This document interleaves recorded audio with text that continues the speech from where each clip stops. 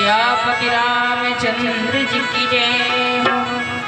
तो कल आपने श्रवण किया कथा के माध्यम से, छोटी ही अवस्था में राजा परीक्षित को सत्ता का दायित्व सौंप कर और पांडव हिमालय यात्रा करते हैं और निवेदन करते हैं भगवान से, हे प्रभु अब सौंप दिया इस जीवन का सब भार आपके हाथों में। सौंप दिया इस जीवन का सब भार आपके हाथों में।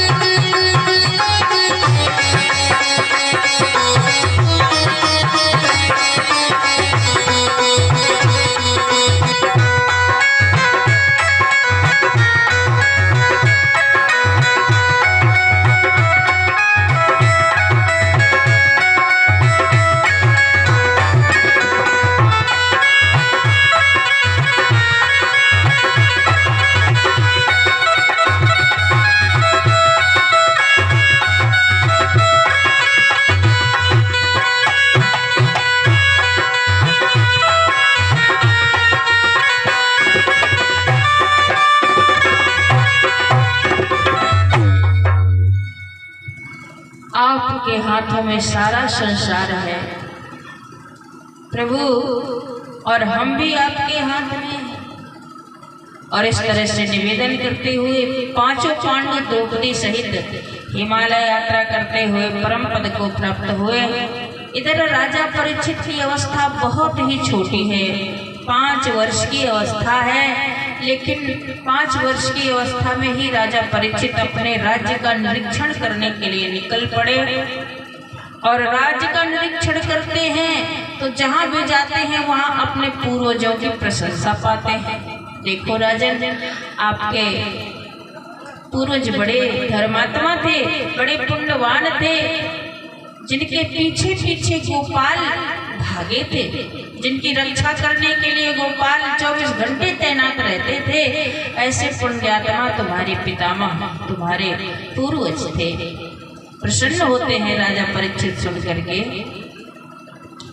और आगे एक अचानक दृश्य देख लिया, अटपटा सा दृश्य देख लिया राजा परीक्षित ने। एक काला कलूटा पुरुष एक गाय और एक बछड़ी को बेदर्दी से मारता हुआ लिए जा रहा है। राजा परीक्षित ने कहा,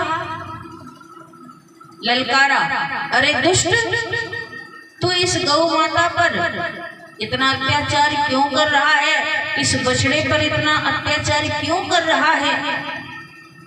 और कहने लगे राजा परीक्षित, रे नीच त्याग दे यह अधर्म, नहीं बाण अभी छूट जाएगा, नहीं बाण अभी छूट जाएगा। इस गाय बैल की पीड़ा से, इस गाय बैल की पीड़ा से मस्तक तेरा कट जाएगा।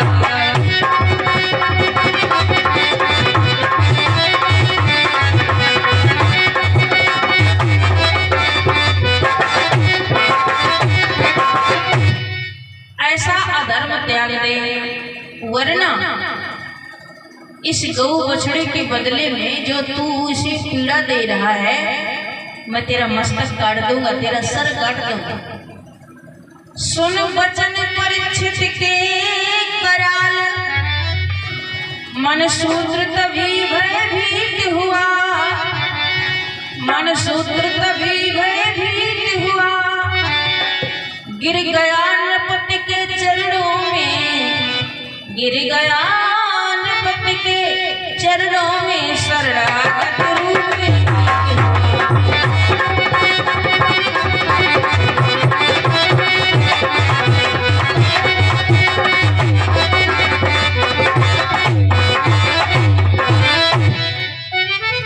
और जैसे राजा परीक्षित ने कहा तेरा सर काट दूंगा, तो राजा परीक्षित के चरणों में गिर गया और बोला, महाराज, मेरा नाम कलयुग है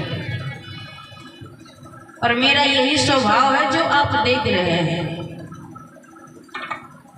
तो फिर ये कौन है?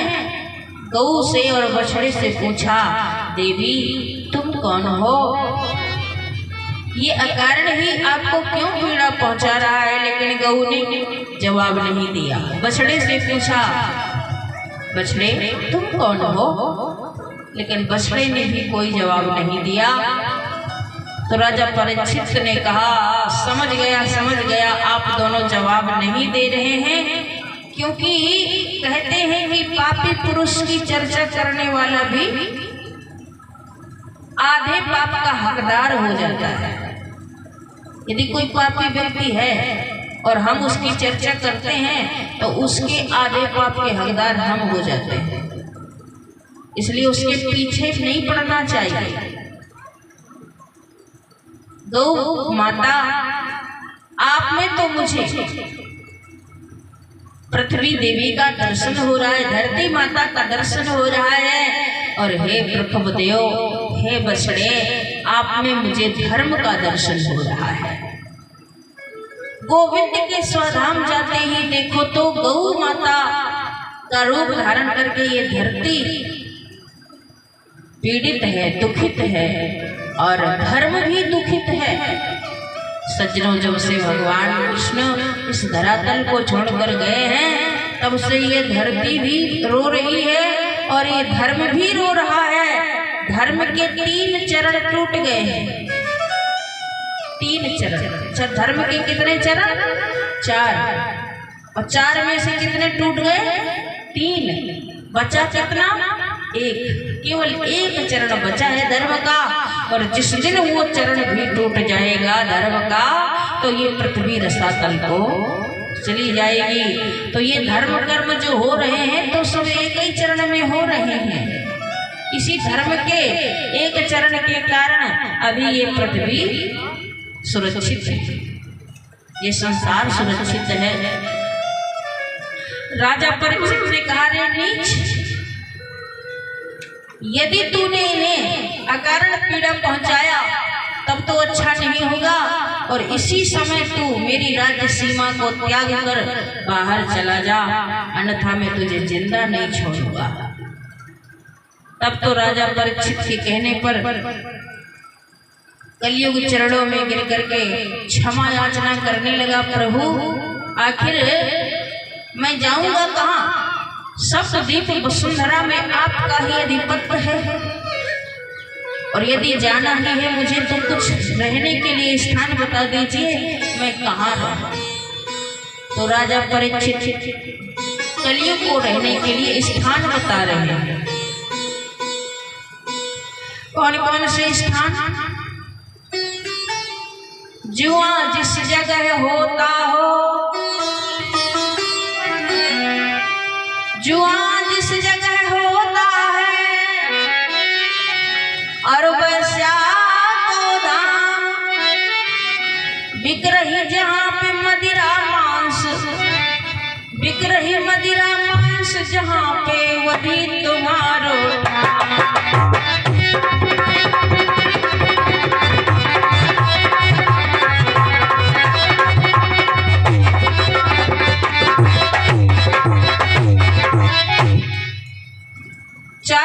बताए जहाँ पर मदिरा पान होता है, जहाँ पर मांस खाया जाता है, जहाँ पर जुआ खेला जाता है, और जहाँ पर स्त्री पर पुरुष रहते हैं, जो विचार होता है। इन 4 जगहों पर कलियुग का निवास। लेकिन कलियुग ने कहा, महाराज आपके राज्य में तो ये चारों कहीं दिखते नहीं है। महाराज आपने मेरा गुण नहीं सुना, यदि आप मेरा गुण सुनेंगे तो आप प्रसन्न हो जाएंगे।